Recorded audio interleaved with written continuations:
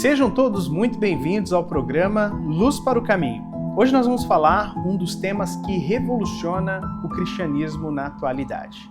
A lei de Deus é uma lei que precisa ser observada hoje ou não precisa mais porque foi cravada na cruz?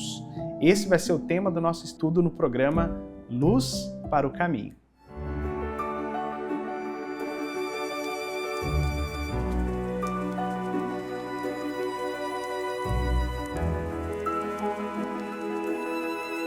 Para o estudo do tema de hoje, como já foi mencionado, nós vamos falar sobre a lei de Deus. Nós vamos responder a pergunta do nosso ouvinte Luiz Azevedo. E a pergunta dele é: a lei de Deus deve ser observada nos dias de hoje ou ela foi cravada na cruz? Para responder então a pergunta desse nosso querido ouvinte, nós vamos atrás da palavra de Deus. No livro de Salmos, no capítulo 119, diz que a lei de Deus é a verdade. A lei de Deus é a verdade. E por que então a maior parte dos cristãos não guardam os mandamentos da lei de Deus ou diz que esses mandamentos foram abolidos, foram cravados na cruz? Então nós temos que entender uma coisa bem importante aqui. Bom, quando nós vamos ler as Escrituras, tanto o Novo quanto o Velho Testamento, nós vamos perceber que existem várias bases para entendermos que a lei de Deus ela é eterna. Mas existem alguns textos que diz que a lei, apenas isso, a lei, em alguns casos menciona a lei em forma de ordenança, ela foi abolida. Por quê? Porque nós sabemos que após a queda, o pecado de Adão e Eva, a promessa da salvação seria vinculada a uma forma de culto, que seria a morte de um animal. Esse animal deveria representar que um dia o nosso Salvador viria para nos salvar. Em outras palavras, as pessoas que viveram antes de Cristo eram salvas pela fé no Salvador que viria. E hoje, depois de Cristo, as pessoas são salvas pelo Salvador que já veio. Então o método de salvação não mudou, ele é o mesmo sempre.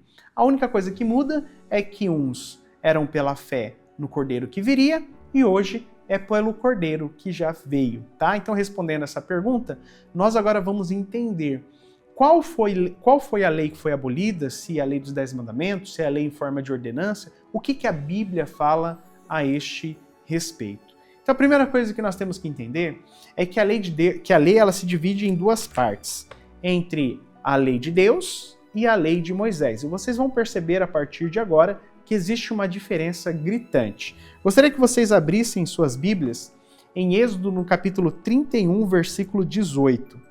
Êxodo 31, verso 18, a palavra de Deus fala uma coisa interessante a respeito da lei de Deus. Fala assim, ó, acompanhem comigo. Êxodo 31, verso 18. E tendo acabado de falar com ele no Monte Sinai, deu a Moisés as 2 tábuas dos testemunhos, tábuas de pedra, escritas pelo dedo de Deus. Perceberam aqui uma coisa bem importante? Então, Deus estava falando com Moisés no monte e deu a Moisés as tábuas, 2 tábuas de pedra, escritas pelo dedo de Deus. Então a lei de Deus foi escrita por Deus, foi dada por Deus, escrita pelo dedo de Deus, em tábuas de pedra. E agora a lei de Moisés. Vamos para Deuteronômio, no capítulo 31, verso 24. O que a Bíblia fala a respeito da lei de Moisés? Então, Deuteronômio, capítulo 31, abra aí a sua Bíblia comigo e acompanhe. 31, versículo 24. Na minha Bíblia diz assim, ó: tendo Moisés acabado de escrever integralmente as palavras desta lei num livro. Bom, perceba, a lei de Deus foi escrita por Deus, pelo dedo de Deus, em tábuas de pedra. A lei de Moisés foi dada por Moisés e escrita por Moisés. E aonde que Moisés escreveu essa lei? Em um livro.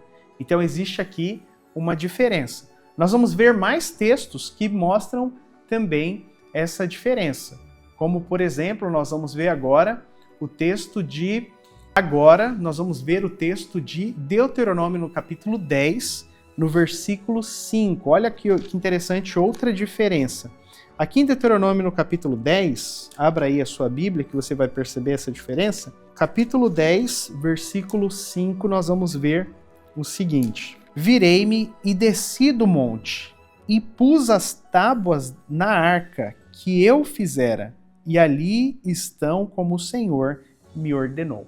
Então, quando Deus escreveu os 10 mandamentos nas tábuas, Deus entregou então a Moisés.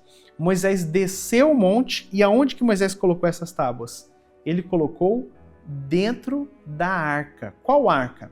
Da arca da aliança. Foi colocado dentro da arca da aliança. Mas voltando para o texto de Deuteronômio no capítulo 31, agora no verso 26, tomai este livro da lei e ponde-o ao lado da arca da aliança do Senhor vosso Deus, para que ali esteja por testemunho contra ti. Então a lei de Deus foi colocada dentro da arca, e a lei de Moisés foi colocada ao lado da arca. Perceberam que existe uma diferença? Vamos ver mais diferenças aqui a respeito da lei de Deus e da lei de Moisés. Em Salmos, no capítulo 16, versículo 2, vamos ver o que a Bíblia fala a respeito da lei de Deus. Salmos, no capítulo 19, versículo 7, diz assim: a lei do Senhor é perfeita e restaura a alma.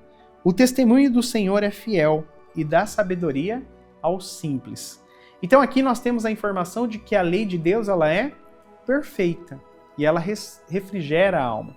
Agora, o que Deus fala, o que a palavra de Deus menciona a respeito da lei de Moisés? A lei de Deus ela é perfeita. Agora olha só no Novo Testamento em Hebreus, abra sua Bíblia no livro de Hebreus, no capítulo 7. Hebreus capítulo 7, vamos ler o verso 19. Pois a lei nunca aperfeiçoou coisa alguma. Espera aí, o apóstolo Paulo começa dizendo que a lei não aperfeiçoou coisa alguma. Ali ele diz que, em Salmos, o salmista diz que ela é perfeita. Mas aqui, ó, a lei nunca aperfeiçoou coisa alguma. E, por outro lado, se introduz esperança superior pela qual nos chegamos a Deus. Então, a lei de Deus, ela é perfeita. E a outra não é perfeita porque ela não aperfeiçoa nada. Vamos ver agora o texto de Lucas, no capítulo 16, versículo 17. Então, Evangelho de Lucas, capítulo 16, verso 17. Estão percebendo como existe uma diferença aqui importante? E que esses pontos, esses pequenos detalhes, eles fazem toda a diferença. Então, Lucas capítulo 16, verso 17, diz assim: é mais fácil passar o céu e a terra do que cair um tio sequer da lei. Ou seja, mostrando que a lei de Deus ela é perfeita, ela refrigera a alma, ela é eterna, ela não vai mudar. Nem um tio da lei pode sequer mudar. Agora, o que a Bíblia fala a respeito de Moisés, da lei de Moisés? Efésios capítulo 2, versos 15, nós vamos ver o que a palavra de Deus menciona a respeito disso. Efésios capítulo 2, versículo 15. 2, versículo 15 diz: aboliu na sua carne a lei dos mandamentos, na forma de ordenanças. Percebeu? Então aquele mandamento, olha assim, para que dos dois criasse em si mesmo um novo homem, fazendo a paz. Então aqui nós temos a informação de que esse mandamento em forma de ordenança foi abolido na carne de Cristo. Quando Cristo, de braços abertos, entregou a sua vida, aquela lei que apontava para o Cordeiro que viria, ela foi abolida. Por quê? Porque o verdadeiro Cordeiro cumpriu a sua missão na cruz do Calvário. Então aquela lei em forma de ordenança, ela não precisa mais ser observada. Essa lei que te ordena, você deve fazer isso, o rito tem que ser assim, não precisa mais ser observado, porque o verdadeiro Cordeiro já pagou o preço. Agora, a lei dos mandamentos, a lei de Deus, ela é eterna, ela precisa ser observada. É a conduta pela qual nos avaliará a respeito do juízo, né? Então, qual o motivo, o que levou as pessoas a deixarem de observar a lei de Deus? Temos que entender que por trás de tudo isso, existe ali as mãos do inimigo para fazer com que o cristão deixe de observar os mandamentos. Quando nós lemos em Apocalipse, no capítulo 12, verso 12, versículo 17, nós vamos ver que Satanás ele está irado. Ele desceu sabendo que pouco tempo lhe resta, e ele está irado contra os que guardam os mandamentos de Deus e têm o testemunho de Jesus. Agora, profeticamente, no capítulo 7 de Daniel, no versículo 25, nós temos uma informação muito interessante aqui. Quando nós vamos ver a visão, nós temos aqui no nosso canal a respeito da visão do capítulo 2 e do capítulo 7 de Daniel. Se você tiver alguma dúvida, você pode ir lá. Mas quando o animal do capítulo 7, aquele animal terrível e espantoso, que tem 10 chifres e dentes de ferro, que é uma representação do Império Romano e, posteriormente, o Império Religioso Cristão Romano, nós vamos ver que o capítulo 7, verso 25, se concretiza com o advento de um reino pequeno, do chifre pequeno, que é uma representação do Vaticano. E qual seria a obra daquele chifre pequeno? Daniel 7, verso 25, diz o seguinte: proferirá palavras contra o Altíssimo, magoará os santos do Altíssimo, e cuidará em mudar os tempos e a lei. E os santos lhe serão entregues nas mãos por um tempo, 2 tempos, e metade de um tempo. Então, nós temos aqui a informação de que esse chifre pequeno, esse poder romano, cristão, falso, católico, né? Não tira essa parte. Que esse poder romano, falso, ele diz que o poder religioso procuraria mudar a lei de Deus e mudar os tempos. Por que os tempos? A contagem do tempo. Porque isso iria interferir naqueles que guardam o sábado, por exemplo, que precisa do tempo, que guarda o sábado de um pôr do sol a outro pôr do sol. Hoje o dia é contado de uma meia-noite a outra meia-noite. Mudou a lei de Deus. Em 326 nós temos a mudança, né, da lei de Deus. Então os cristãos deixam de guardar o sábado, passam a guardar domingos e festas. O segundo mandamento também é tirado de não adorar imagens. Então perceba que existe uma orquestração maligna de Satanás para que a lei de Deus perca a sua influência. E qual que é o objetivo de Satanás com isso? Perceba uma coisa muito interessante. O plano dele é tirar a influência de Cristo. Porque qual é o objetivo da lei? O objetivo da lei é te levar a Cristo. Quando o apóstolo Paulo diz que o fim da lei é Cristo, ele está dizendo que a finalidade da lei é te levar a Cristo. Porque a lei é como um espelho, você olha os mandamentos e percebe que você não consegue, muitas vezes, ser fiel àqueles mandamentos. Então, automaticamente, aqueles mandamentos te levam para Cristo. E no encontro de Cristo, você vai ver aquele que é perfeito, aquele que nunca errou, e aquele que te dá graça para ser fiel àquele mandamento. Percebeu por que a finalidade da lei é Cristo? E percebeu por que o inimigo das almas também procura tirar a influência da palavra de Deus da lei?